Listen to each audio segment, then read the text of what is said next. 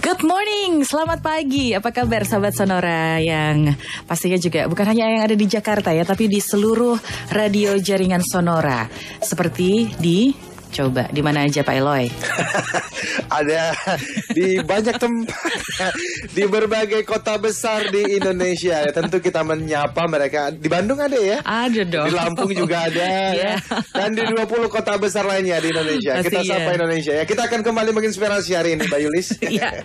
Selamat pagi Pak Eloy, apa kabar? Luar biasa. Luar biasa ya. Minal aizin ya Mbak. Iya, mohon maaf lahir batin ya Pak Eloy. Kita sempat libur nih dua minggu ya. 2 minggu ya. Iya.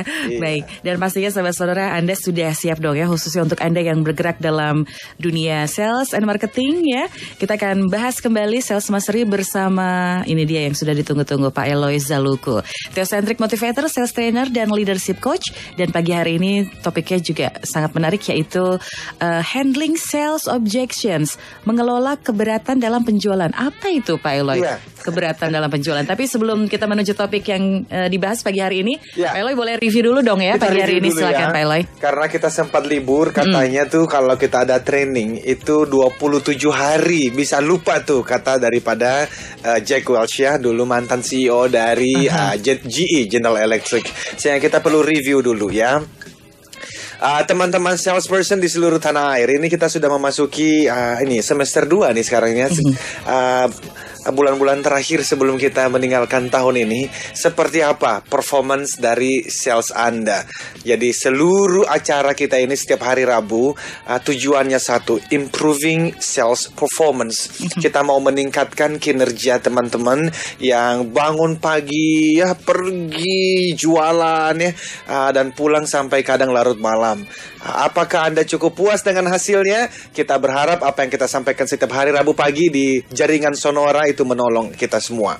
Nah teman-teman, sahabat Sonora, kita itu dari awal kita sudah menyampaikan mengenai konsep daripada Rave Selling Model ya, Rave Sales Model.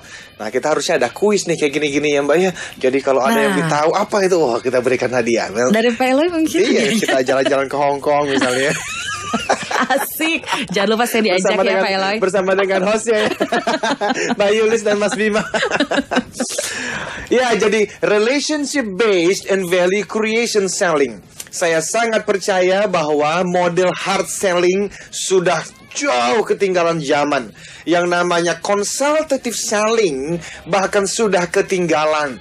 Karena kalau mau jujur, consultative selling, sebagus-bagusnya consultative selling, termasuk apakah itu menggunakan metode daripada NLP, daripada hypnoselling, tapi sejujur-jujurnya, kalau mau jujur, semuanya pun masih pada berbicara focus. Jadi penjualan itu difokuskan pada salesperson yang mau capai target saja. Apakah nanti solusi terbaik itu, apakah solusi yang diberikan adalah yang terbaik bagi prospek? Belum tentu. Itu sebab kami memperkenalkan sejak awal tahun ini, yang sudah kami pikirkan sejak 2 tahun yang lalu, bahwa sudah masanya kita betul-betul menggaungkan dan mengadopsi yang namanya relationship based and value creation selling. Apa itu? Penjualan yang bertahan lama itu dimulai dari hubungan baik. Kemudian diberikan dengan kreativitas, itu bagaimana kita melayani, memberikan manfaat terbaik kepada customer kita, sehingga mereka nanti bisa percaya dan pada ujungnya tiba pada customer engagement. Nah tentu saja ini membutuhkan yang namanya adalah perubahan paradigm shift dari yang namanya jualan cuma sekedar capai target, tapi betul-betul kita mengembalikan sales pada definisi yang sebenarnya. Ya, itu kita masih ingat ya Mbak Yulis, kita berbicara mengenai 2 kata. Selling always about giving and serving.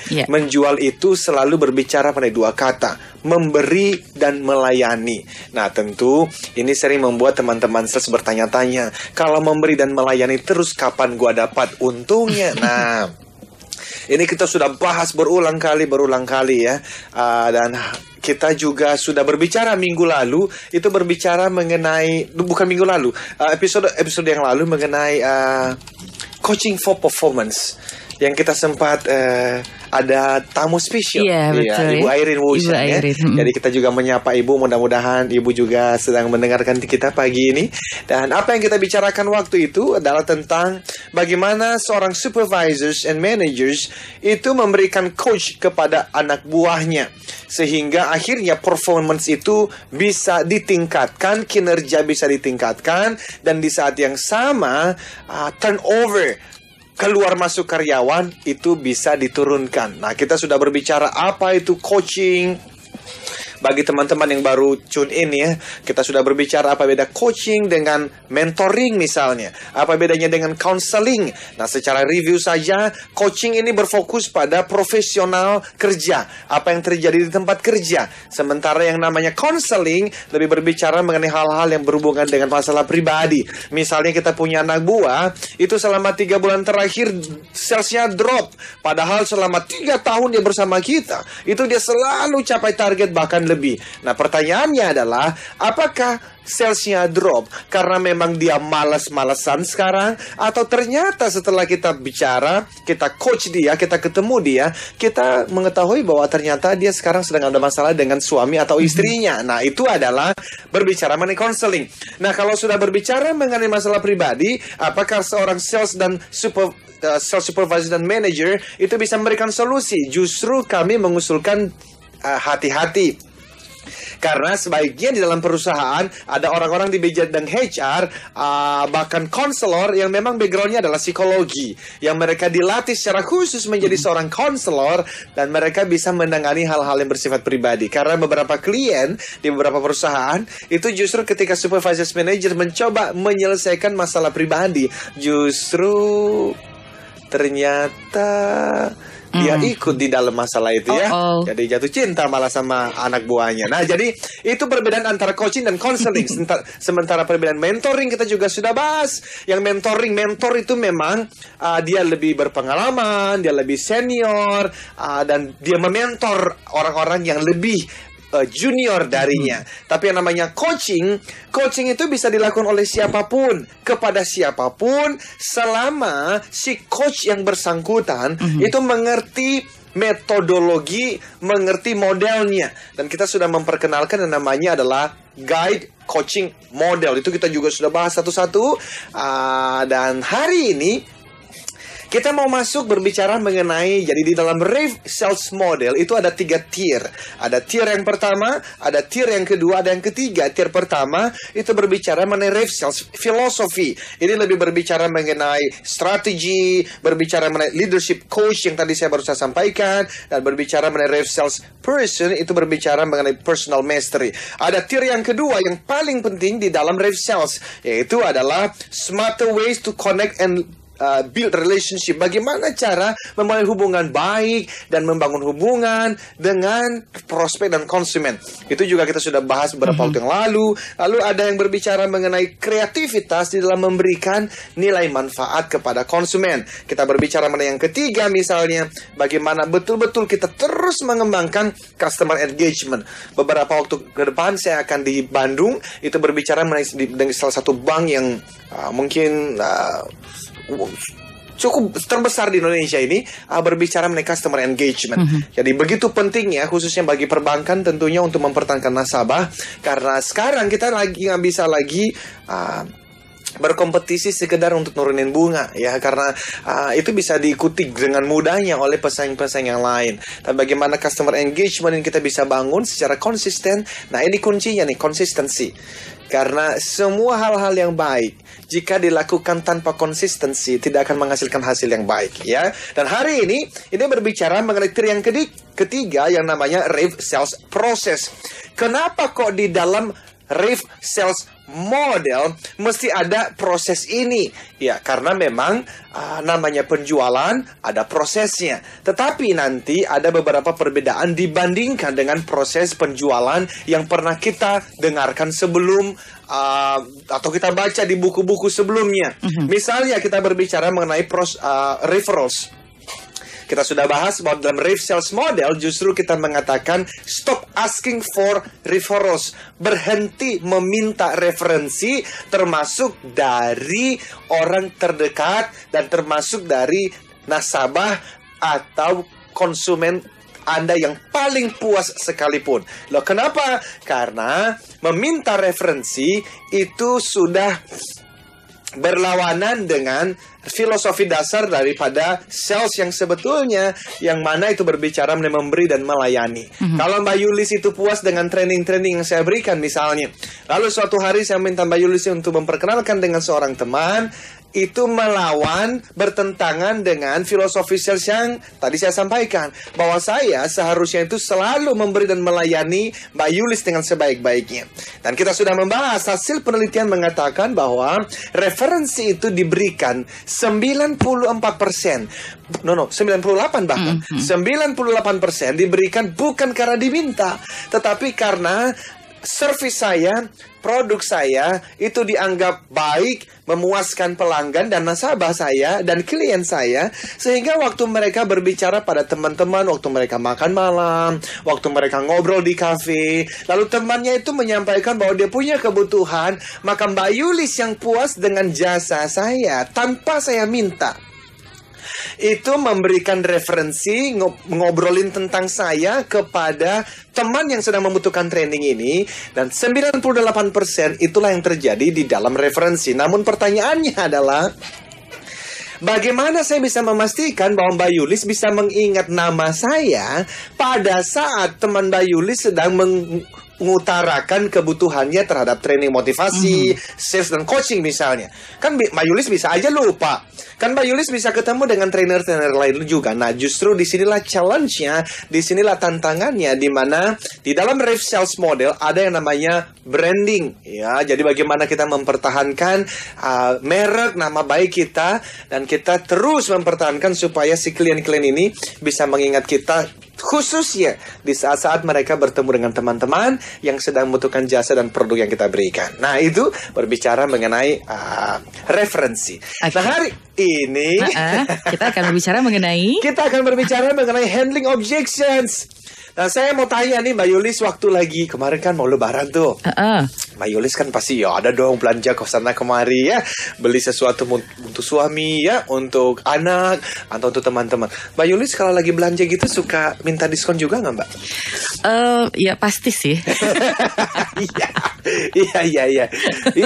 Rata-rata semua kalau ditanya pasti minta diskon atau minimal nawar ya Pak Eloy. Pasti dong. Iya. Pasti. Iya, karena natur manusia. Ya begitu. Oke, ya. Nanti kita akan lanjutkan dulu ya. Kita harus break dulu sebentar. Tapi apa kaitannya dengan tawar-menawar atau minta diskon dengan topik yang kita bicarakan pagi hari ini? Betul. Bergabung di Sonora FM 92 dan juga radio jaringan Sonora, sahabat Sonora Network semuanya. Silakan Anda juga bisa kasih komentar, sharing ke 0812 112 9200 untuk SMS atau tweet juga ya di @sonorafm92. Pak Eloy, saya sudah men-tweet ini nih, satu kata-kata kunci yang Pak Eloy nanti sampaikan saya akan tweet.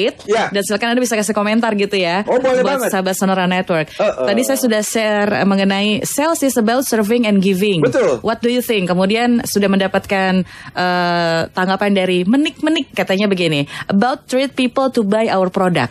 Wih, mantap. Ya, thank you ya. Teruskan ya.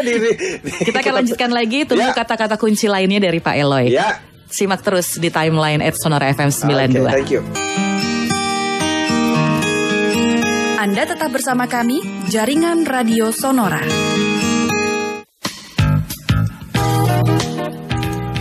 Sales is about serving and giving. What do you think? Ayo kita share dan juga kasih komentar tentang kata-kata kunci nih dari Pak Eloy Zaluku pagi hari ini. Dan kembali pagi hari ini Anda simak untuk sahabat Sonora di seluruh radio jaringan Sonora di Indonesia yang juga baru saja bergabung. Anda kembali ikuti Sales Mastery bersama Eloy Zaluku. Pastinya tentang topik yang berkaitan dengan sales and marketing ya. Dan pagi hari ini adalah handling sales objection. Tapi tadi Pak Eloy sempat nanya saya juga, kalau belanja minta diskon atau nawar-nawar gitu nggak sih? Pasti dong Pak Eloy. Pasti. Ya, justru kita mau bahas itu ya, karena ada 9 hal yang kita perlu pahami tentang handling sales objection ini, agar teman-teman di luar sana itu bisa mengelola setiap keberatan yang ada dengan baik ya. Tapi nanti khususnya kita berbicara hari ini mengenai price objection. Jadi kalau Steven Schiffman itu adalah seorang pemikir, seorang trainer, seorang konsultan, melakukan banyak research mengenai penjualan.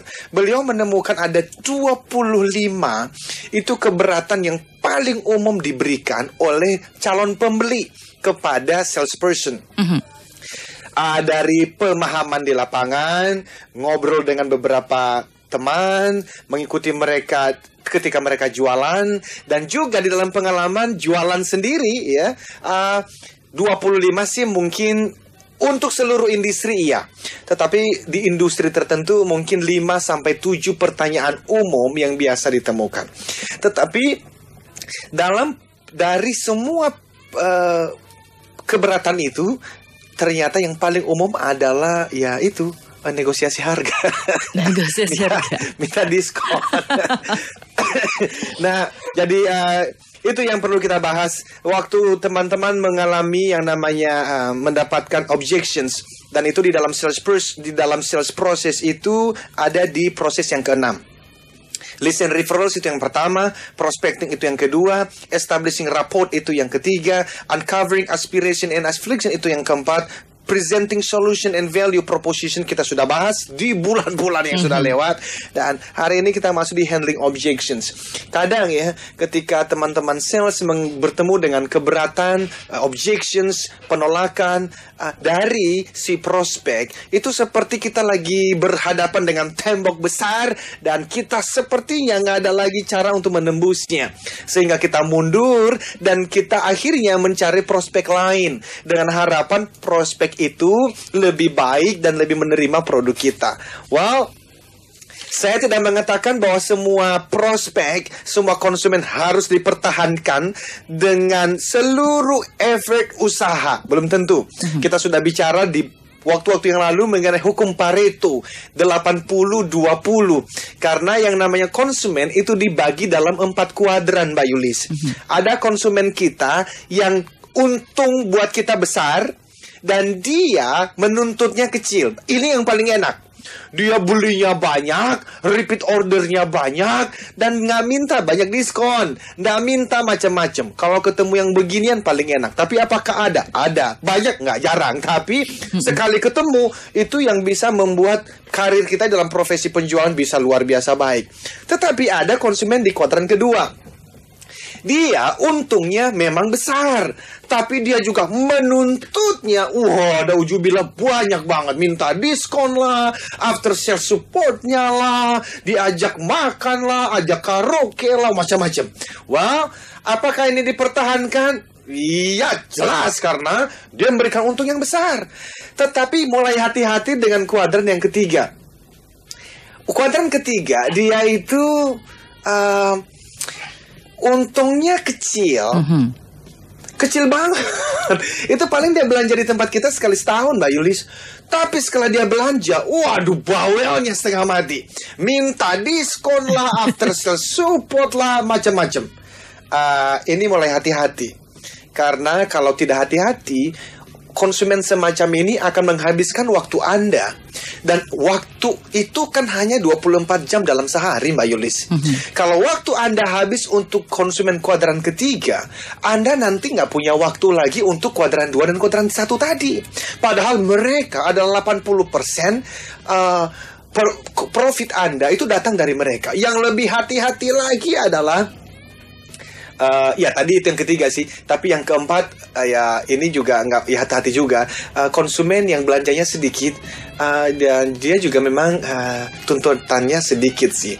Nah, usulan saya memang tetap pertahankan hubungan dengan kuadran 4 dan kelima, tetapi fokusnya pada kuadran 1 dan kuadran 2. Nah, sehingga ketika objections, keberatan penolakan itu datang dari yang kuadran pertama dan yang kedua, memang kita harus mencari berbagai macam cara, menggunakan riff sales model tentunya, relationship dan kreativitas dalam kita memberikan manfaat untuk bisa memberikan mengelolanya dengan baik.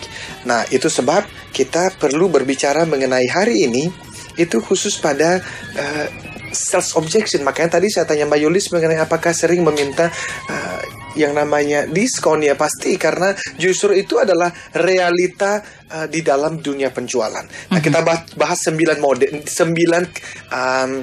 realita ini dulu ya Mbak ya, supaya nanti pembahasan selanjutnya itu bisa lebih clear. Nah, sementara kita membahas satu persatu, kita meminta nih teman-teman untuk komentar ya, karena Anda kan yang paling tahu apa yang Anda hadapi di lapangan mengenai handling objections ini ya. Salah satunya adalah dari harga tadi ya. Dari harga tadi. Price objection yang pertama ya Pak Eloy. Ya, karena tapi ya orang-orang yang penolakan ini bisa bermacam-macam Mbak Yulis. Ini ada yang rada masuk akal, misalnya harga Anda ketinggian, atau mungkin dia akan mengatakan begini, produk Anda rasanya nggak cocok dengan kebutuhan kami.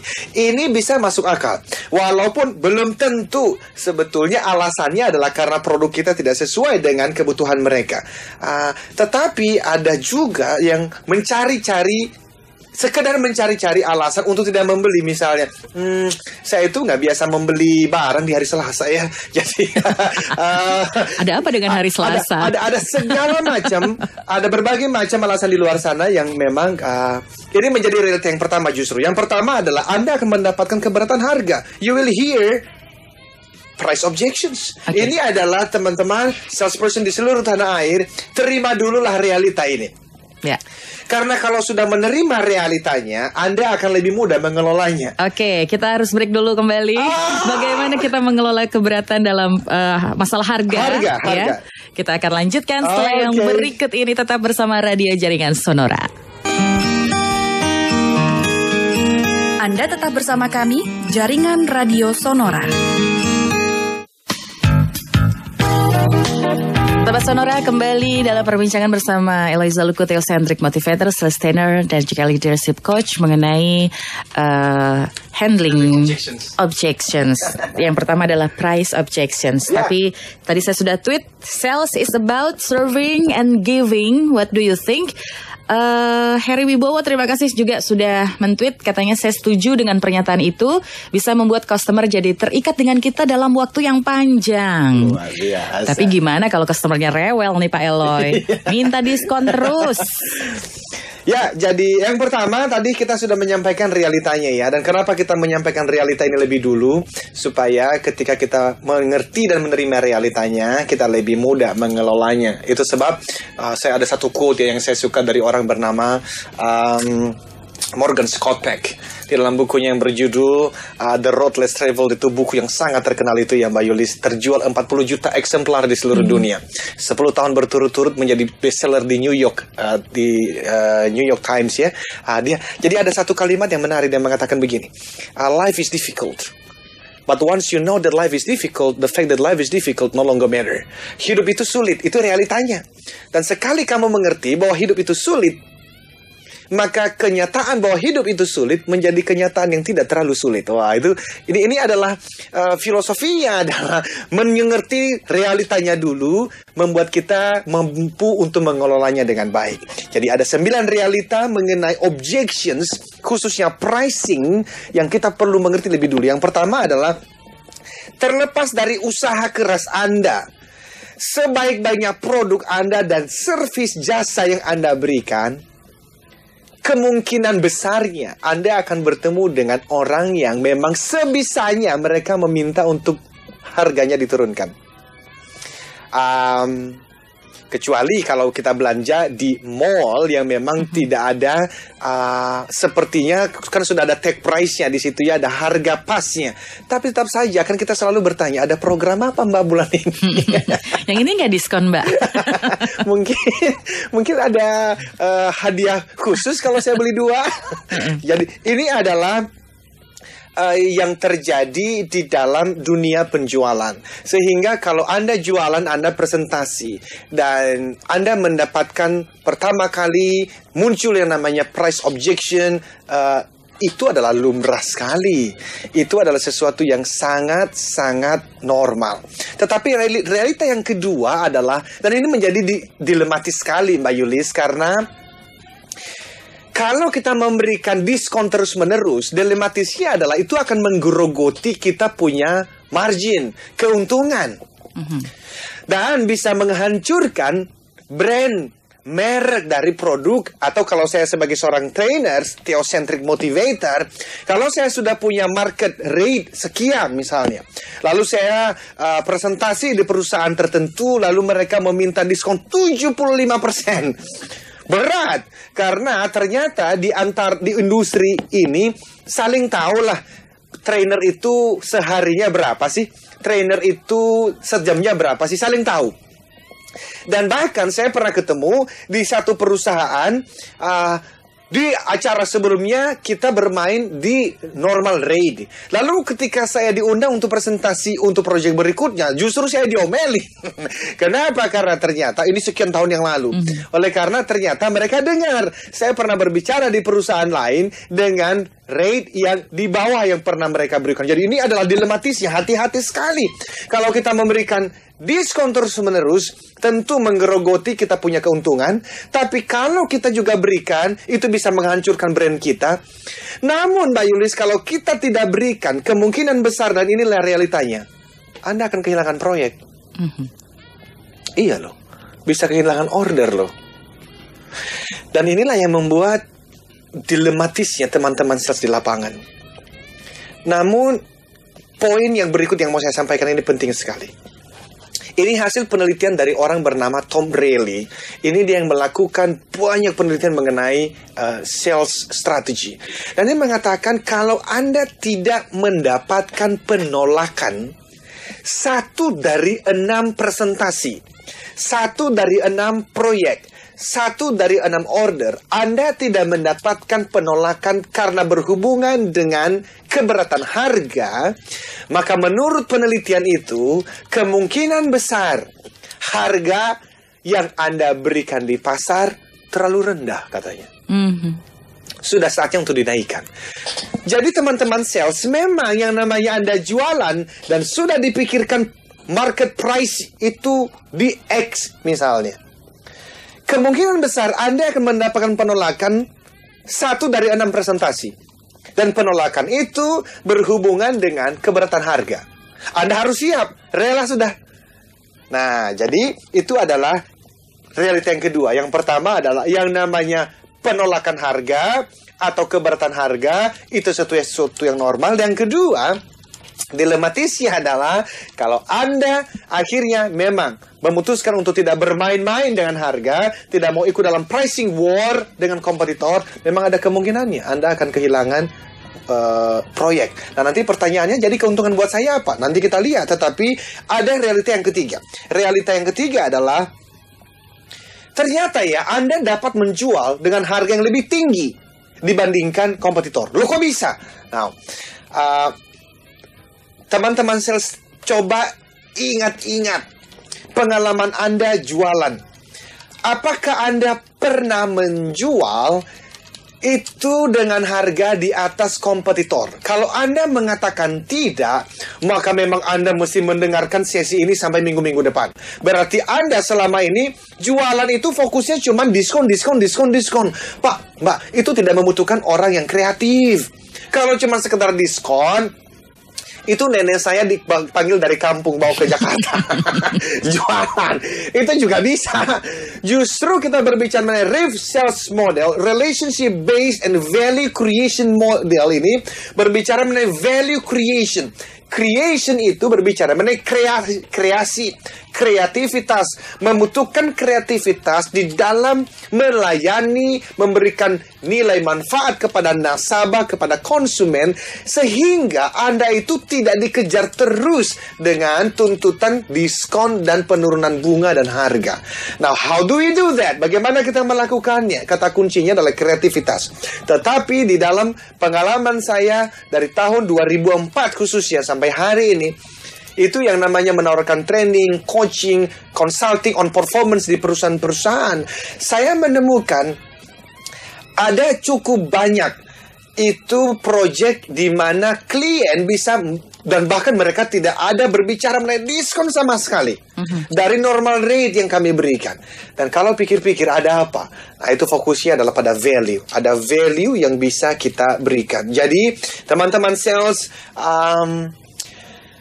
coba ingat-ingat masa-masa di mana Anda pernah jualan Dan harusnya itu menjadi pengalaman-pengalaman yang harus dipertahankan. Nah, yang keempat adalah beberapa keberatan harga adalah palsu ternyata. Dalam artian? Artinya Mbak Yulis jualan produk jasa tertentu pada saya, dan saya akan bilang, mahal banget Mbak, budgetnya nggak cukup nih. Tidak selalu ini adalah murni keberatan harga. Bisa jadi simply karena saya nggak suka aja sama Mbak Yulis.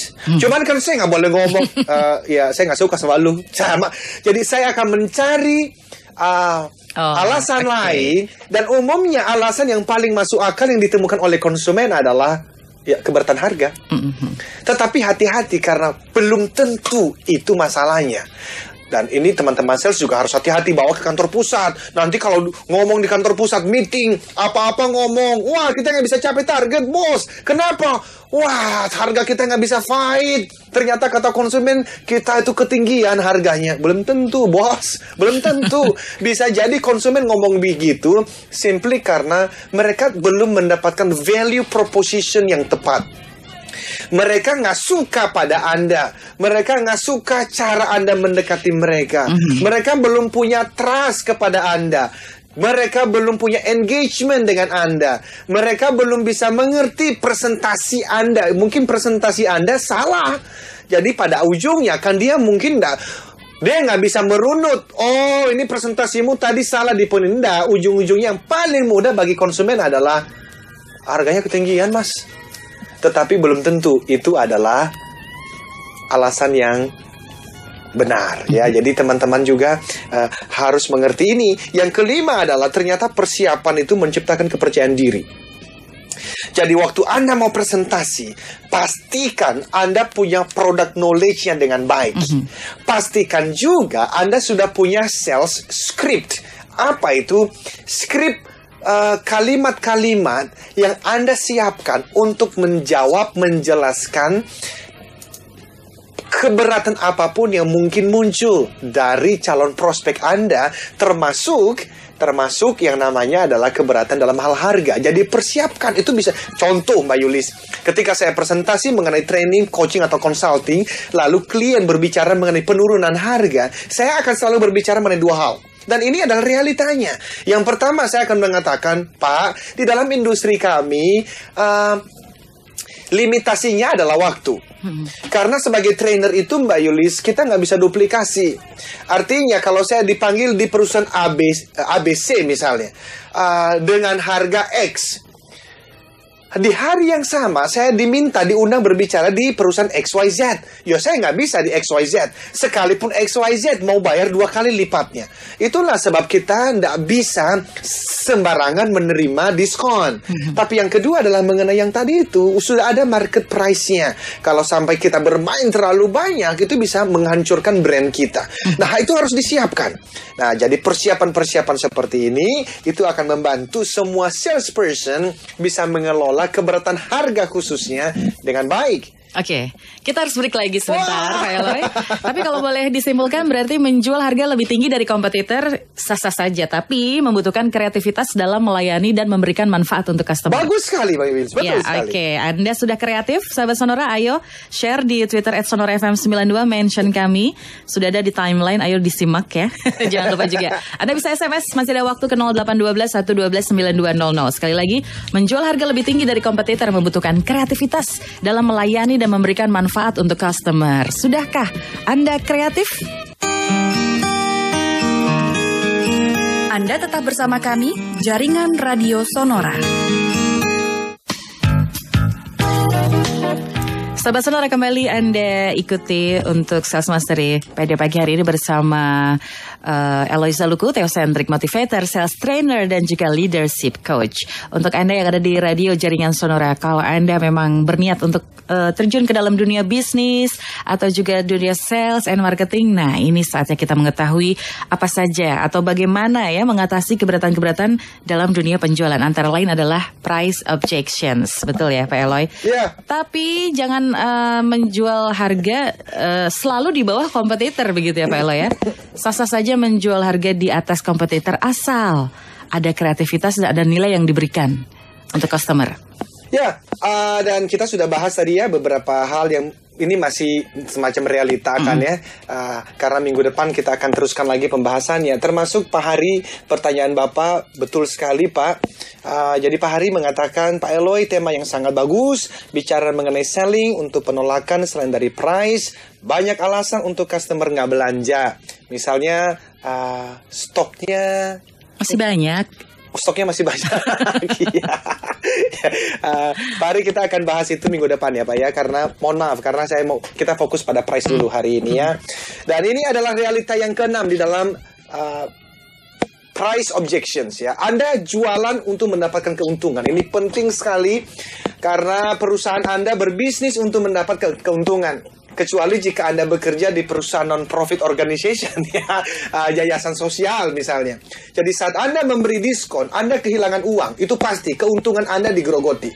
Memang tujuan bisnis adalah memperoleh keuntungan. Kalau bisa sebanyak-banyaknya Mbak Yulis, tentu dengan harga, dengan cara yang halal ya.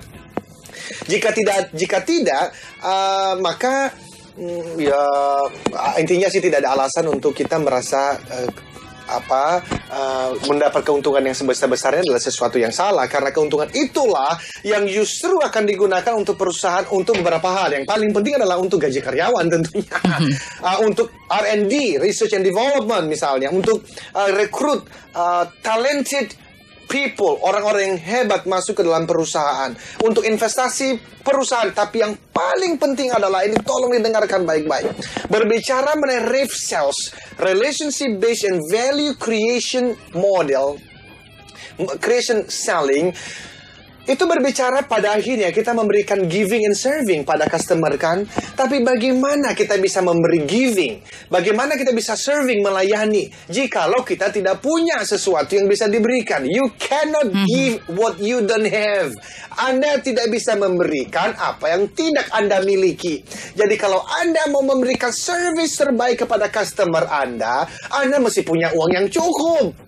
Untuk mendapatkan uang yang cukup, Anda mesti untung dalam bisnis. Itulah sebab RAVE sales model itu tidak menginginkan dan tidak mengkampanyekan bahwa giving and serving itu kita harus memberikan semuanya dan kita tidak boleh dapat untung. Justru sebaliknya, Anda harus untung sebanyak-banyaknya.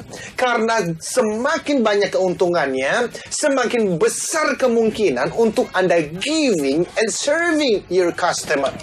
Nah, tetapi pertanyaannya adalah how-nya. Nah, memang orang yang punya paradigma mindset untuk diskon, dia tidak akan menerima konsep RAVE selling model.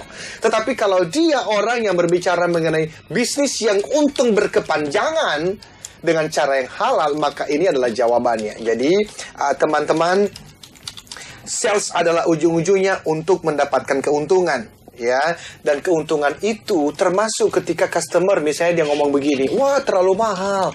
Kalau Anda bisa menceritakan value propositions-nya, manfaat yang Anda akan didapatkan setelah dia membeli produk Anda, dan Anda bisa convincing dia, tentu saja dengan relationship yang baik, dengan teknik-teknik yang baik, maka umumnya Pak, Anda akan merasakan dan mengalaminya bahwa ternyata tidak semua konsumen itu meminta harga murah. Ada banyak yang justru meminta kualitas produk dan service, after sales service yang baik.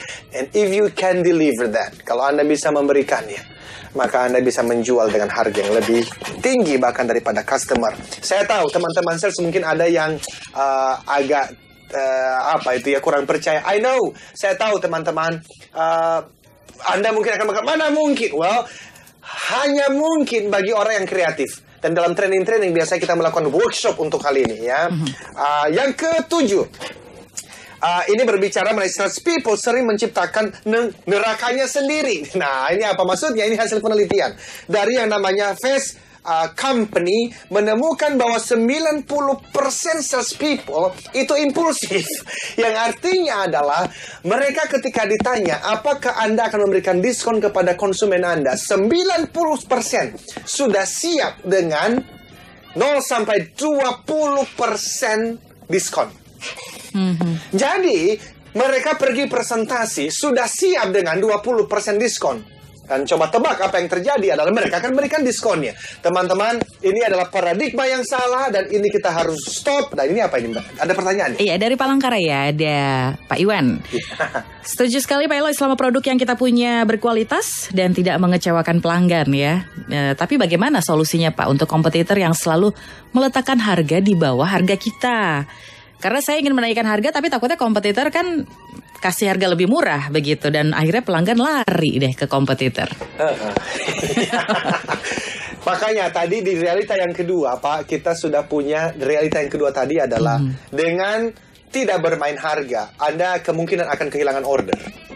Nah, tapi gimana kehilangan order? Kan saya butuh order. Well, ini sekali lagi butuh kreativitas.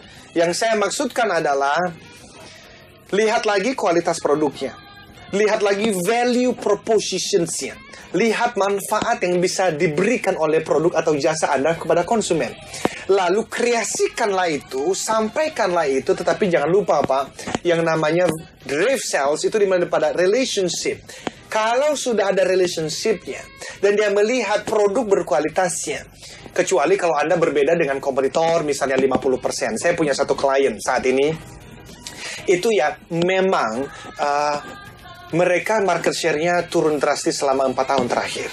Oleh karena ya tadi itu, memang itu perbedaan harganya dibandingkan pasar itu memang jauh. Padahal di dalam bidang kualitas produk dan after sales service tidak terlalu jauh berbeda. Bagi saya ini memang kesalahan di dalam pricing. Jadi pricing itu kan ada strateginya. Tentu ada beberapa faktor yang harus kita pikirkan untuk menentukan pricingnya di X. Jadi nggak bisa, wah pokoknya karena resales kita 50% di atas kompetitor, ya tidak juga. Tetapi minimal yang saya maksudkan gini loh, mindsetnya jangan masuk di dalam price war. Jangan terbawa di dalam perang harganya. Harus ada, Anda punya confidence yang cukup bahwa konsumen akan happy dengan produk saya dan price yang saya berikan adalah di angka sekian. Pak, tetapi juga saya perlu menyampaikan, tentu saja, yang namanya secara psikologi, orang meminta diskon, dan kalau diberikan, itu memang semuanya senang. Jadi, saya sih mengatakan, termasuk ketika saya presentasi dan ada teman yang misalnya, Lloyd, tolong dong, gitu ya. Well, sekian persen saya bisa memberikannya. Atau misalnya saya mengatakan, Pak, kita nggak bisa bermain di situ, tetapi saya bisa memberikan 10 buku, misalnya. Jadi Anda bisa memberikan dari cara-cara yang, dari hal-hal yang lain. Tidak perlu dan tidak harus selalu dengan diskon di harganya. Anda bisa memberikan, Pak, garansinya saya tambahkan 3 bulan. Anda bisa mengatakan, Pak, 24 jam kami akan siap telepon jam berapa saja untuk after sales service-nya. Yang mana kompetitor kami tidak bisa memberikannya. Gitu loh Pak. Jadi itu salah satu yang bisa dilakukan. Kreativitasnya begitu ya. Kreativitas. Tapi waktunya sudah tinggal sedikit lagi Pak Eloy. Sedikit ya, sedikit lagi. Jadi yang tadi sering menciptakan rekannya sendiri, ini juga menarik sekali karena ada orang-orang yang mengatakan saya kasih diskon supaya volume penjualannya bisa naik. Kita akan bahas minggu depan karena ini tidak selalu benar ternyata. Dan yang terakhir adalah keyakinan menentukan perilaku. Ada beberapa keyakinan mendasar dari seorang salesperson, seorang pedagang pengusaha yang ternyata salah total di dalam pricing. Dan kita akan perbaiki, transformasikan itu minggu depan, di hari Rabu minggu depan. Jadi stay tune in, dan itu kita ujung-ujungnya adalah supaya performance kinerja